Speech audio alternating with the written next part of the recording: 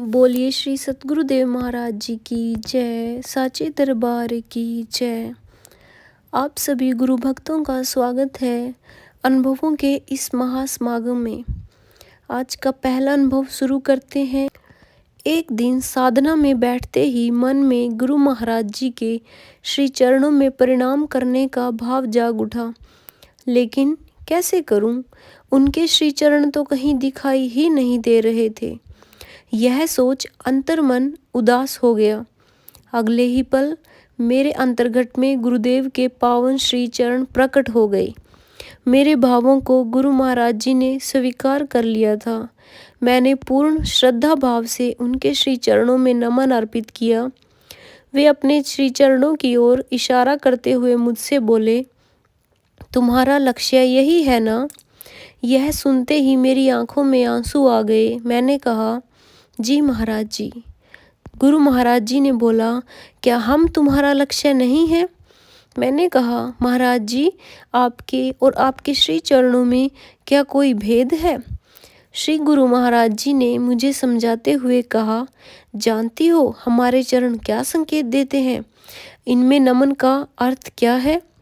यह सुनकर मैं एकदम से मौन हो गई। गुरु महाराज जी बोले, हमारे चरण सदैव चरैवेति चरैवेति की धुन गुनगुनाते हैं। यानी एक शिष्य के लिए गुरु ने जिस मार्ग का चयन किया है उस पर दृढ़ता से चलकर ही वह अपनी मंजिल अर्थात अपने गुरुदेव को प्राप्त कर सकता है। सतगुरु द्वारा दिखाए गए मार्ग पर दृढ़ता से चलना ही वास्तविक चरण वंदन है।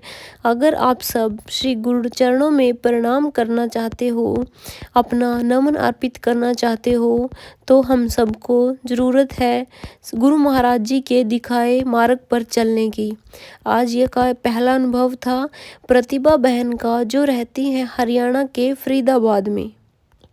अनुभवों के इस महासमागम के दूसरे अनुभव में हम आप सभी का स्वागत करते हैं। दूसरा अनुभव है मनप्रीत कौर जी का, जो रहती हैं अमृतसर पंजाब में। वे अपना अनुभव हम सबको साझा करते हुए बताती हैं कि एक रात्रि जब मैं साधना में बैठी तो एक दिव्य अनुभव से मैंने साधना की ही महिमा को जाना। मैंने देखा बहुत सारे ब्रह्मज्ञानी साधक अपने अपने घरों में साधना में रत है। एक साधक के भीतर से प्रकाश की एक लौ निकली और वह उसके घर से निकलकर किसी अन्य के घर में प्रवेश कर गई। उस दिव्य प्रकाश से पड़ोस का वह घर भी जगमगा उठा। अब दूसरे साधक के साथ भी यही हुआ।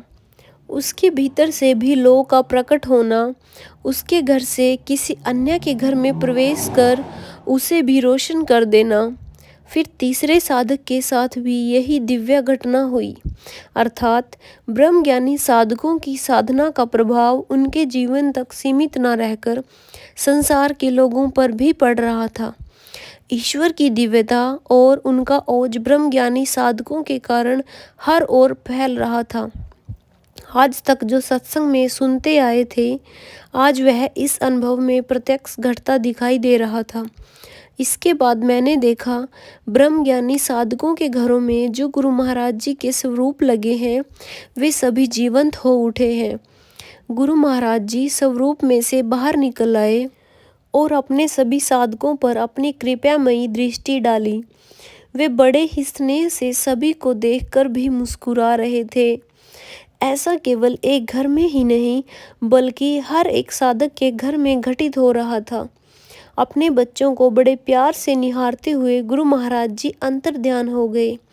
इस तरह साधना के प्रभाव से संसार के सभी लोगों को सकारात्मकता मिली और ब्रह्मज्ञानी साधकों को गुरु महाराज जी की कृपा दृष्टि, जो जन्मों जन्मों के कर्म संस्कारों को क्षण भर में भस्म कर देने का दम रखती है। इस अनुभव के माध्यम से गुरु महाराज जी ने बताया कि अगर आप लोग साधना करोगे तो आप सबको अपनी चिंता करने की कोई आवश्यकता नहीं है। आप सब सिर्फ समाज के लिए साधना करिए। आप सबका ख्याल मैं खुद रख लूँगा। अनुभवों के इस महासमागम का तीसरा अनुभव है स्नेहा जी का, जो रहती है गाजियाबाद उत्तर प्रदेश में। वे अपना अनुभव हम सबके साथ साझा करते हुए बताती हैं। शाम का समय था, मैं साधना में बैठ गई। महाराज जी की कृपा से शीघ्र ही मेरा ध्यान भी लग गया। मेरा मन ध्यान की अतल गहराई में उतर बहुत ही आनंदित हो रहा था। उस समय मुझे अपने अंतर्जगत में एक दिव्य अनुभव दिखाई दिया। मैंने देखा कि गुरु महाराज जी समाधि से लौट आए हैं। वे एक भव्य सिंहासन पर विराजमान थे। उन्होंने येलो कलर का चोला पहना हुआ था। सारी संगत उनके दिव्य दर्शन को प्राप्त कर अपनी आंखों की प्यास को शांत कर रही थी। सभी बहुत प्रसन्न थे और होते भी क्यों ना, उस दिन होली का त्योहार भी तो था। इतने वर्षों के बाद आज पुनः अपने आशु बाबा के दिव्य रंगों में रंगने का शुभ अवसर आ गया था। आज गुरु महाराज जी अपनी प्यारी संगत को हाथों से रंग लगा रहे थे। मैं भी तीव्र कदमों से आगे बढ़ी और तुरंत अपने आशु बाबा के पास जा पहुंची। मैंने उनके श्री चरणों में प्रणाम किया और उन्हें अपना लाया हुआ रंग अर्पित किया। वहीं पास में एक भैया खड़े थे।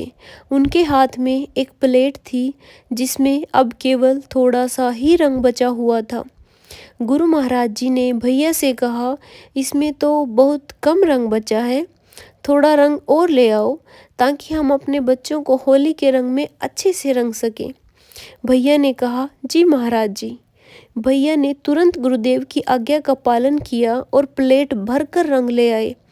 महाराज जी ने दोनों मुट्ठियों में रंग भरा और मुझे अच्छे से रंग दिया। फिर उन्होंने मेरे माथे पर लाल रंग का तिलक लगाया और एक प्यारी सी स्माइल देकर वे वहाँ से चले गए। जब मैं साधना से उठी तो गुरु महाराज जी के स्वरूप को देखकर मुख से यही निकला, महाराज जी इस दिव्य अनुभव को सच करने के लिए शीघ्र लौट आइए, शीघ्र लौट आइए गुरु महाराज जी, शीघ्र लौट आइए। सो गुरु भक्तों, आज के 3 दिव्य अनुभव यहीं पर समाप्त करते हैं, लेकिन तीनों अनुभवों से हमें यही प्रेरणा मिलती है कि गुरु महाराज जी हर एक अनुभव में अपने भक्तों को यही संदेश देते हैं, आप लोग साधना से, सेवा से, सुमिरन से जुड़े रहिए ताकि इस गुरु भक्ति के पथ पर आप लोग सब चलते रहें और गुरु महाराज जी के कृपा प्रसाद को प्राप्त कर सकें और गुरु महाराज जी हम सबको अपने कृपा के रंग में ऐसे ही रंगते रहें। और बहुत जल्द ही वो समय आए जब हम गुरु महाराज जी के साथ सुनहरे पल बिताएं और गुरु महाराज जी के रंग में हमेशा हमेशा के लिए रंग जाएं। और वो समय जिसका हम सबको इंतज़ार है, हर एक भक्त को इंतज़ार है। गुरु महाराज जी का मिशन, हर तरफ दिव्य ज्योति का डंका। सो गुरु महाराज जी जब समाधि से आएंगे तो वो समय एक अलग ही होगा। हर तरफ दिव्य ज्योति जागृति संस्थान ही का नाम होगा। जय श्री राम मेरे आशु बाबा का नाम होगा।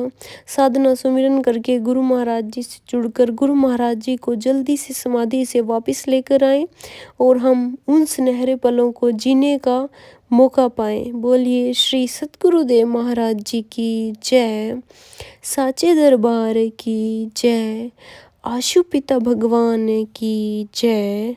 जय श्री राम।